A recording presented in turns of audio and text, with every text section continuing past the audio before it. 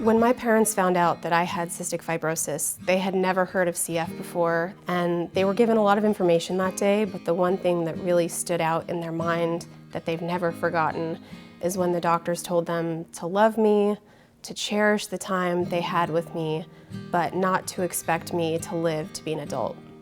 Because at that time, the life expectancy for someone with cystic fibrosis was less than 18 years old. Hi, I'm Stacy Motenko. I'm 28 years old and a college graduate, an avid traveler, a motivational speaker, patient advocate, career holder, and soon-to-be wife. The best way that I would describe my personality is to say that I'm a fighter. I've been thrown a lot of challenges in my life, but I've refused to let CF limit my dreams. And I've tried to always focus on the positive and not take life too seriously and find the humor in things.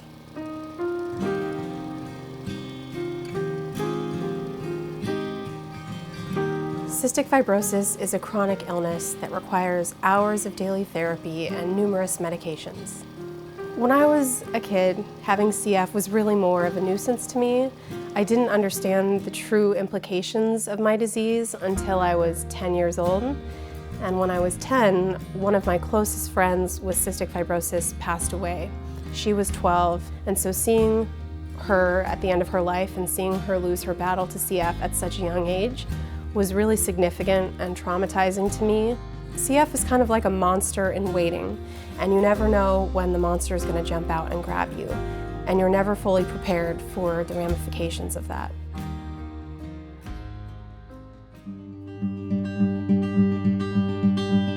I am so lucky to be living 10 years past my life expectancy, but with that comes some uncertainty and some fear, and not knowing how long I have.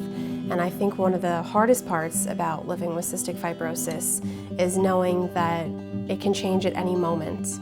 And even if you feel good for a period of time, you never know what's coming around the corner, and when it hits you hard. I feel that my emotional health really affects my physical health, and when I have a more positive attitude, I tend to feel better. So typically, when times are tough, I will try to exercise or get out of the house and do something that takes my mind off of things.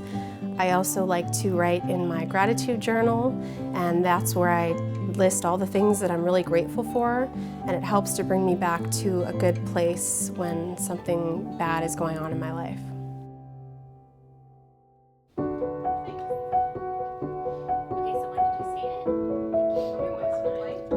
I am very lucky to have the support system that I have, and I'm grateful for that every day. My parents and sister are incredible, and they do anything and everything for me. They're always there through thick and thin by my side. My fiance Danny is amazing. He's very supportive, very loving, and I've had an amazing group of friends now since high school, and I'm so lucky to have them, and they're really more like family to me, and I know that whenever I need them, they would drop anything and be there for me.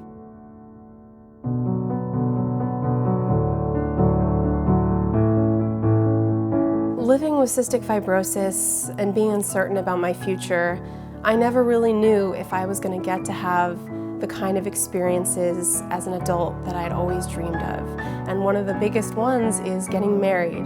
And so knowing that now that is a reality for me, and getting to plan for my wedding and plan for my marriage and my future is so significant to me.